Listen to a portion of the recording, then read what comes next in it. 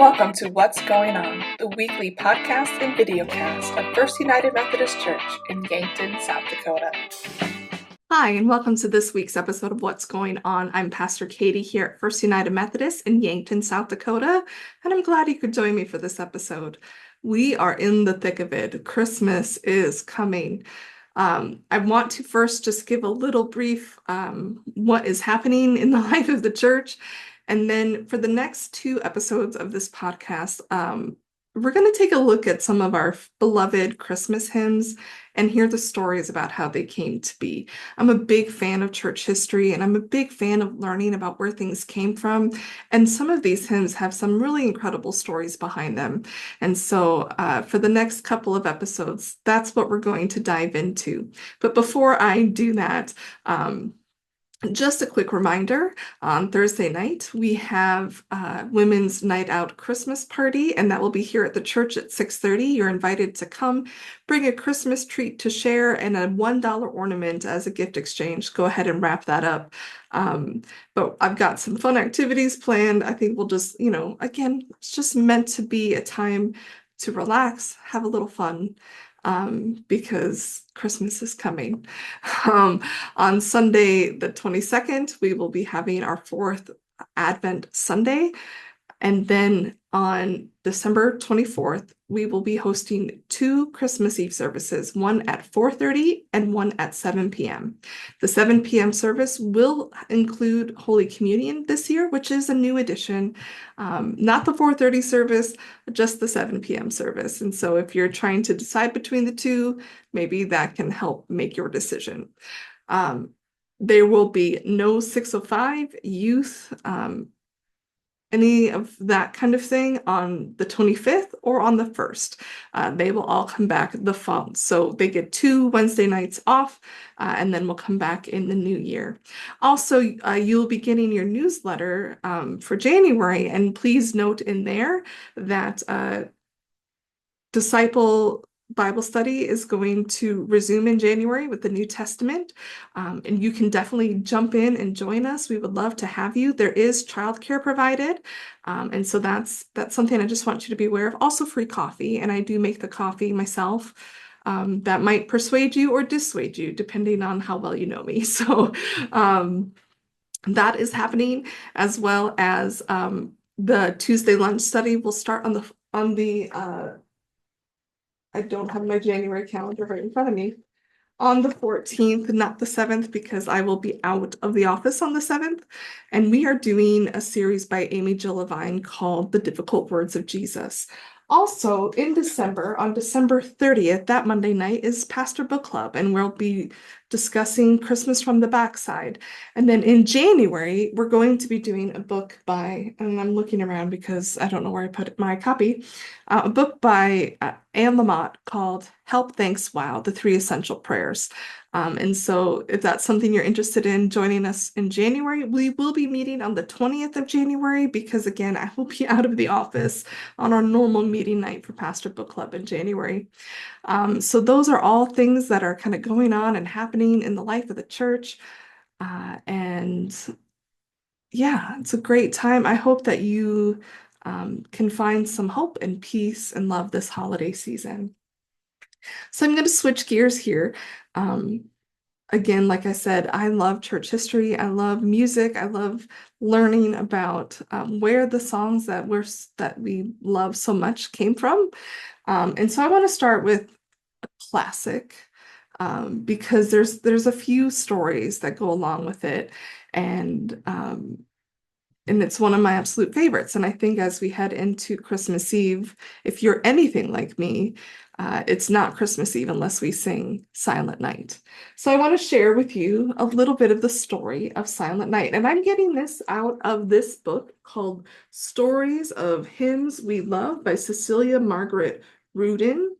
And this copyright was in 1949, but it actually was the original edition came from 1934. So again, this is a classic hymn, but I want to share a little bit about where it came from. So this poem for the hymn was written in 1818 by Joseph Moore, who And the tune was composed by Franz Xavier Gruber. If I'm not mistaken, Gruber is the same name as the villain in Die Hard, which is a very debatable Christmas movie that I've never seen. So you can argue amongst yourselves about whether or not that's a Christmas movie. So it says, high up in the Austrian Alps, in the region known as Tyrol, the land in the mountains, we find the birthplace of Silent Night, Holy Night. Here, the Tyrolean peaks, world famed for their snow-capped grandeur, rise in lofty simplicity into the cool, clear air, guarding little, smiling, peaceful valleys. Far up in these alpine mountains, where a love of music is nature's gift to every child. I love how this is written. Nestles the remote town of Oberndorf, Austria. Here in 1818 lived a devout young Austrian priest, Joseph Mohr, and his friend, the village schoolmaster and church organist, Franz Gruber, who were together destined to give to the world this beautiful Christmas hymn. The two men, both great lovers of music, had not talked of the fact that the perfect Christmas song had often talked of the fact that the perfect Christmas song had not yet been found. Isn't it true how often we complain about modern music? It was a thing happening a couple hundred years ago as well. Meditating on this thought, Mohr sat in his church study on Christmas Eve 1818. Outside, the hushed stillness of the night heightened the snow-clad beauty of the mountain scene. The pure spirit of those high peaks filled his heart with a vision of the radiant peace and joy of the first Christmas tidings. Jesus, the Savior, is born. The thoughts which had been long forming in his mind suddenly found clear musical expression that night in the song which we have come to know and love as Silent Night, Holy Night. We are giving the first stanza in German, just as Joseph Mohr wrote it that night. Stille Nacht, heilige Nacht, alles schläft, einsam wacht. Nur das traute, heilige Paar, hol der Knabe im lockigen Haar. Schlaf in himmlischer Ruhe, schlaf in himmlischer Ruhe. So my German is very rusty, but it's Silent Night, Holy Night, all is calm. I don't know. I do know that in this one, Heilige Paar is holy pair holding something and something hair. It's the translation is different than what we know in English. My German is very poor. The next morning, Christmas Day, Mohr hurried to his friend's home with the manuscript of his precious song. Gruber read it intently and exclaimed with uncontrolled enthusiasm, "Friend Mohr, you have found it, the right song. God be praised." Gruber, thrilled with the spirit of his friend's verses, at once set to work to compose a perfect melody for the perfect song. Finally, the soft flowing air we now use came to him. "It sings itself, your song," he cried to the delighted priest. Gruber's real contribution to music lies in the beauty and simplicity of the tune and its perfect blending in spirit with Mohr's verses. The two men then sang the hymn over together to have it ready for the church service that night. Later in the same evening, when the villagers were gathered in the little gray mountain church, Mohr and Gruber sang their new Christmas song before its first audience. It touched these listeners deeply, and after the service, they thanked the two friends with tears of joy in their eyes. The story of how the song spread from its mountain home in Tyrol to become one of the Christmas favorites in all parts of the world is full of interest. Only very slowly did it come into fame. For nearly a year after its first appearance, the song lay almost forgotten on Gruber's desk. Then in November 1819, the church organ had to be repaired, and the repairman, when he finished, asked Gruber to play something to test the organ. The beautiful melody of Silent Night came back to Gruber's mind, and he played it. And so entranced was the organ builder that he begged to take a copy of the song home with him to his little town across the mountains. In this new village, 4 sisters by the name of Strasser, known for their well-trained voices, learned it, and Silent Night became the favorite of the Strasser Quartet. One day, the girls were invited to sing the hymn in the great cathedral in Leipzig, in Germany, and so this beautiful Christmas song was brought to this large city. From one music lover to another, the hymn was passed on. Still, it was without a name and was simply known as the Tyrolese song because it had first come from the Tyrolean Alps. with that title. It was printed in 1842 for the first time, 24 years after it had been composed. Still further honor came to the hymn in 1854 when the full choir of the Imperial Church in Berlin, Germany, sang it before the Emperor Frederick Wilhelm IV. So enthusiastic was he that Silent Night was ordered by him to be given first place in all religious Christmas programs. And from that time on, the song has been put into other languages and carried all over the world. It touches a heartfelt need and brings calm and peace to all who hear its strains. So, with that, in this book that I was given, has this little clipping here. And I want you to just look at that real quick. And it says Silent Night Memorial Chapel. Above in Oberndorf, Austria, is the scene of a month-long celebration observing the 150th anniversary of the famous Christmas Carol.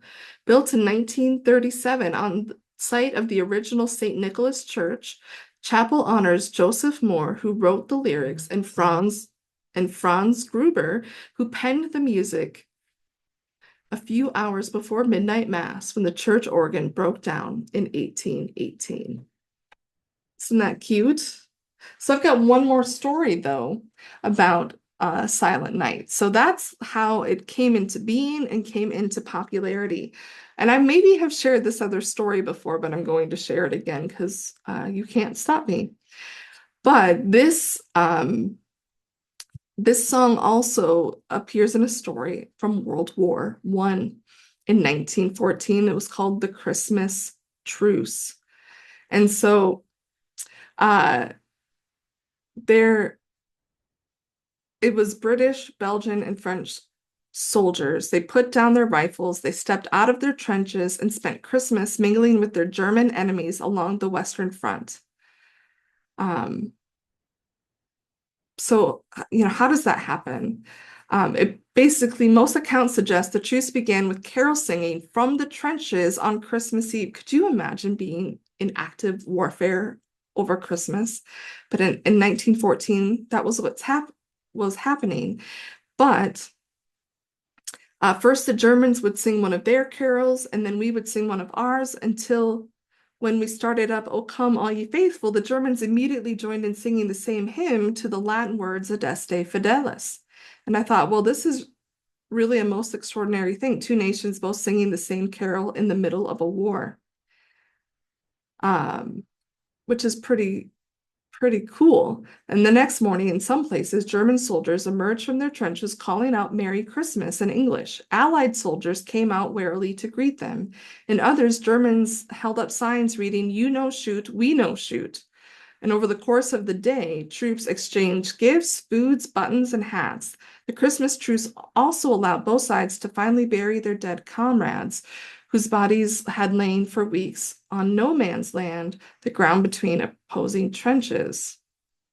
And the truce was widespread. It wasn't universal, but one of the stories is that Silent Night was one of the songs that so in this one, they talk about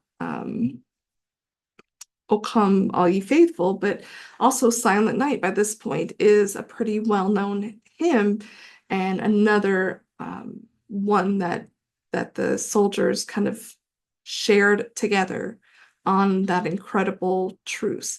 But I think about the power of music, the power of Christmas, the power of God in moments like that, where both sides share this and both sides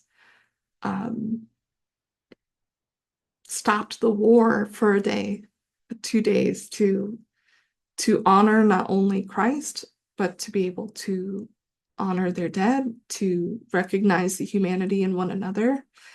And it is my prayer that that Christmas always brings us to that sharing of our heritage, like we did with our Christmas heritage, taste of Christmas heritage, sharing our tradition, sharing the things that we hold dear, learning about each other, and realizing how much we all actually have in common. And hymns like Silent Night do that for us. Now, so that article suggested, talked about, "O come all you faithful," and I actually happen to have the story for that one as well. So that one was written in 1743 um, by John Francis Wade, who was the author of this hymn, was hounded out of England in 1745. He was a Roman Catholic layman in Lancashire. So isn't this interesting that the Germans knew a hymn written by a British person? Fascinating. Silent Night, we know in English, but it was originally written in German. "O Come All Ye Faithful" is written by an Englishman, although I think originally written in Latin. We'll get to that. But I just find that interesting. We're all already sharing.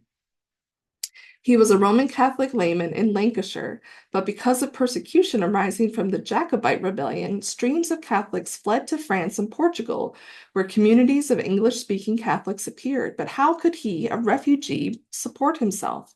In those days, the printing of musical scores was cumbersome, and copying them by hand was an art. In the famous Roman Catholic College and Ministry Center in Douai, France, Wade taught music and became renowned as a copyist of musical scores, and his work was exquisite. In 1743, Wade, who was 32, had produced a copy of a Latin Christmas carol beginning with the phrase "Adeste Fidelis, Laete Triumphantes." Is my Latin good enough? At one time, historians believed he had simply discovered an ancient hymn by an unknown author, but most scholars now believe Wade himself composed the lyrics. 7 original hand-copied manuscripts of this Latin hymn have been found, all of them bearing Wade's signature.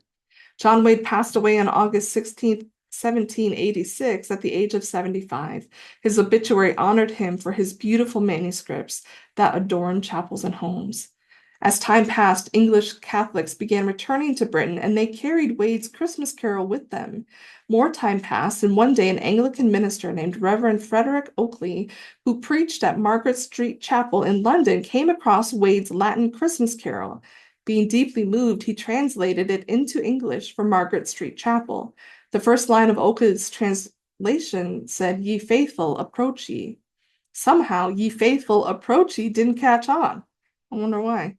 And several years later, Oakley tried again. By this time, Oakley, too, was a Roman Catholic priest, having converted to Catholicism in 1845. Perhaps his grasp of Latin had improved. Remember, because Catholics at this time would have done all of their services in Latin. Because as he repeated over and over the Latin phrase, "Adeste Fidelis, Laeti Triumphantes," he finally came up with a simpler, more vigorous, "O come, all ye faithful, joyful and triumphant." So 2 brave Englishmen, Catholics, lovers of Christmas and lovers of hymns, living 100 years apart, writing in 2 different nations, combine their talents to bid us come, joyful and triumphant, to adore him born the King of Angels. Isn't that pretty cool? And so this one comes from Then Sings My Soul, 150 of the world's greatest hymn stories. Again, I find these kinds of things fascinating. And somehow they all managed to make it to us today in a completely different time in a completely different part of the world, and yet they are as beloved to us as they were back then.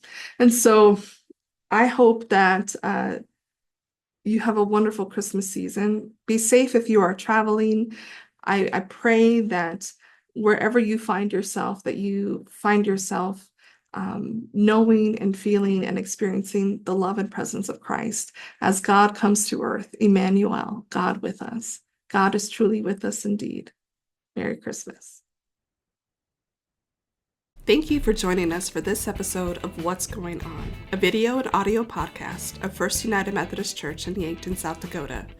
We'd love to have you join us for worship on Sundays at 10 a.m., either in person or via our live stream, which can be found at our website, www.firstumcyankton.org, or by searching First UMC Yankton on YouTube.